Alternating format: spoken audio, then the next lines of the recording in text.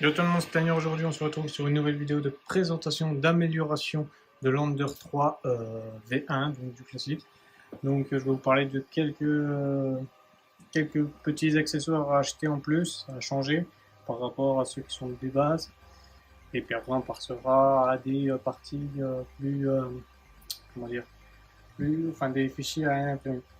Donc déjà, il a des améliorations à faire, c'est déjà au niveau de l'extrudeur. Donc au lieu de l'extrudeur en plastique, il faut prendre celui en métal. Donc bon, il coûte pas bien cher, hein, une quinzaine d'euros je crois, et 10 euros. J'ai pas les tarifs, mais de toute façon on aura bien sûr les liens dans la description. Après il faut acheter ce câble Capricorn qui est fourni du coup avec le Magnet MK10, donc c'est en gros un aimant, ce qui permet déjà que le pneumatique ne soit pas abîmé, vu qu'il n'en a pas, et puis que ça s'enlève plus facilement, plus rapidement que cette merde de pneumatique. Donc déjà pour ces deux-là, c'est vraiment une partie assez importante. Comme on peut le voir ici, j'ai un dissipateur de chaleur au niveau du moteur. J'en ai un aussi sur l'axe X. J'en ai pas sur l'axe Y parce que malheureusement c'est des gros et puis du coup ils tapent sur le plateau, donc c'est un peu inutile pour ça. Donc voilà pour les dissipateurs thermiques, hein, c'est du classique, hein, c'est une double face dessus, c'est juste des petites cornes comme ça pour dissiper la chaleur. Donc voilà, rien de bien extraordinaire. Après quelques écrous, hein, parce que c'est vrai qu'on a besoin de quelques petits écrous, mais ça à voir, c'est pas ce qu'il y a de plus important, on va dire. Enfin, c'est surtout pour quelques petites améliorations qu'on peut faire, par exemple pour celui-ci.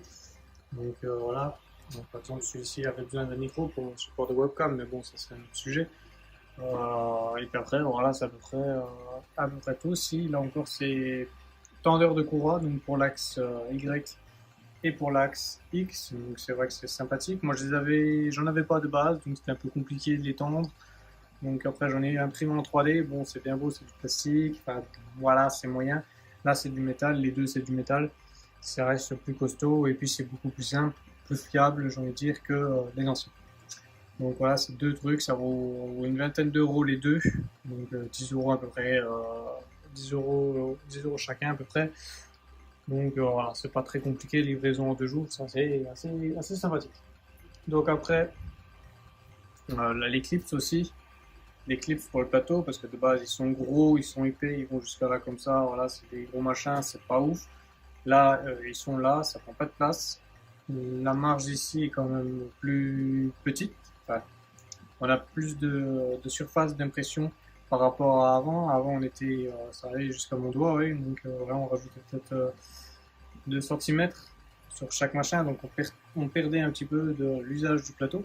Donc, ce qui fait que quand on l'avait ici, du coup, comme on peut voir au niveau du trait, des fois, se le taper, sinon, si on collait trop là, que là, vraiment, elle n'a pas de problème. Au niveau des palpations du plateau, c'est pareil, il n'a pas trop de problème, tellement ils sont petits. Donc, voilà, c'est vrai que ces 4 clips là, c'est pareil, ça vaut une dizaine d'euros, je crois, donc c'est pas très cher. Et après, je comprends qu'au fil, à force de rajouter 10 euros par-ci par-là, donc là déjà 20, là 10, ça fait déjà 30. Ça, c'est, on va dire, une dizaine d'euros, donc 40. Ça, c'est pareil, 10 euros, 40, 50.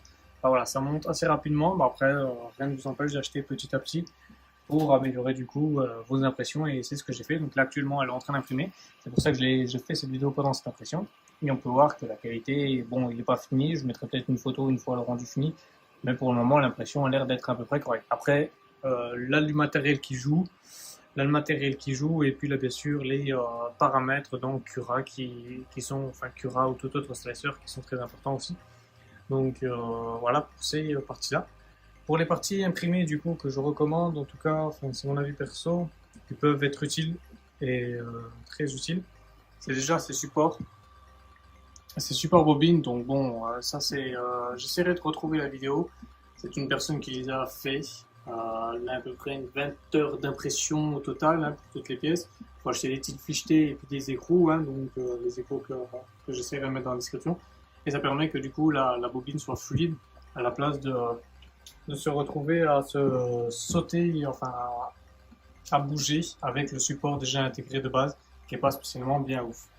Donc voilà, pour ce support bobine, je crois qu'on peut le prendre, on peut faire un don de 1 euro ou 2 euros. Donc voilà, c'est pas très cher et ça vaut quand même pas mal le coup.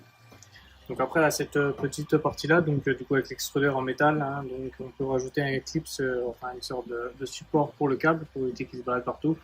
Donc une petite vis, la vis classique, hein, qui doit être là, qui doit être mise là pour le ressort. On va fixer là-dessus, sur ce petit truc, on peut attacher le câble. Puis moi j'ai mis un fixant, comme ça ne bouge pas, et ça évite d'avoir le fil qui va un peu n'importe où et qui fait n'importe quoi. Sur le suivant en plastique, on avait déjà le truc, donc on n'avait pas de problème. Mais là, on l'a plus, donc voilà, c'est quelque chose que je recommande fortement. Donc après, la photo que je peux vous recommander en impression 3D, bon, de toute façon, j'essaierai de mettre un maximum les liens, donc il n'y a pas de problème. Je vous recommande aussi ce support outil. Donc là, j'ai mis par exemple les outils que j'utilise le plus souvent. Donc voilà, la petite pince, les petites clés comme ça pour retourner, enfin pour serrer, le petit stylet pour du coup mon Raspberry Pi. Et le bavureur. Derrière, nous avons bon, un autre support. Je ne sais pas si je mettrai le lien, à part si vous me demandez. Mais voilà, c'est pour mettre du coup ceci, là, je ne sais plus son nom. J'ai perdu la spatule et puis la pince. Ici, voilà, j'en ai imprimé une deuxième. Et puis voilà, j'ai un peu tout ce qui est un peu moins utile. Bon, ça, je l'ai enlevé. Je mets une tâte à le mettre à la poubelle parce que de toute façon, ça ne me sert pas à grand chose. Et puis tous les outils que j'utilise un peu moins souvent. Donc le reste, je crois que j'en ai déjà parlé en vidéo, donc je ne vais pas en reparler cette fois. Et puis après, voilà quoi, il n'a pas d'autres petits trucs. Ceci que j'ai imprimé, j'ai attaché avec une corde pour le mettre là-dessus. Pour la nuit, généralement, bien que moi ça ne me gêne pas, mais c'est pour minimiser la lumière. Je vous recommande aussi d'acheter, bon ça c'est pas spécialement très important, c'est selon le meuble. Moi j'ai un meuble en tout cas, bon, acheté chez un magasin de bricolage qui avait l'air d'être sympathique, mais qui bouge énormément avec les vibrations. Je pense que ça pouvait venir de là, ce qui fait que j'avais des problèmes dans mes impressions. Le me bougeait trop, ça me faisait des qualités un petit peu dégueulasses. Donc, par exemple, celle-ci, je ne sais pas si on le verra. Voilà, donc voilà, on peut voir le trait là en plein milieu. Là, c'est pareil, on peut voir c'est des décalages de couches, donc ça peut venir aussi des vibrations.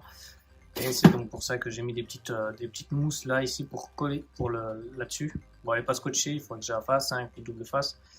Mais pour du coup éviter un maximum les vibrations contre les côtés, donc là c'est pareil, on en a aussi. Et c'est vrai que l'imprimante bouge moins. Bon, après là, c'est le Benchy, il n'a pas besoin d'énormément bouger. J'ai mis ici après des petits patins que j'ai collés, alors double facé du moins, pour justement éviter du coup les vibrations sur le meuble, d'avoir le bruit et d'avoir trop de vibrations au niveau des impressions.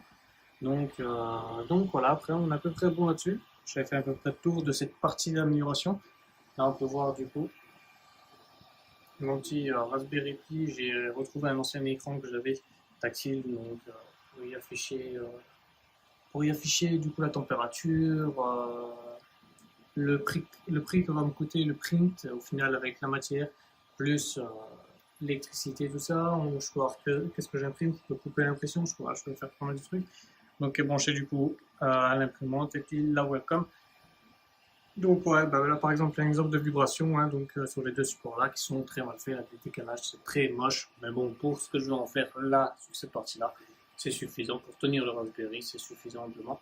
Donc voilà, c'est un peu près tout là-dessus, hein, donc j'ai pas d'autres trucs à dire. Mais voilà, vraiment très important, c'est du coup les tendeurs de courant, hein, les deux tendeurs de courant, l'extrudeur, la magnète. C'est vrai que voilà, ça va vous sauver pas mal de print. La bobine aussi, c'est vrai que ça peut vous sauver pas mal de print. Moi depuis, je fais qu'avec ça et j'ai très peu de problèmes. Ou après, voilà, c'est le problème qui revient de temps en temps, mais qu'il faut, voilà, c'est de l'entretien d'une imprimante. Donc voilà, je vous laisse vraiment, c'est la fin de cette vidéo. Et puis je vous dis ciao ciao et à plus pour la prochaine vidéo.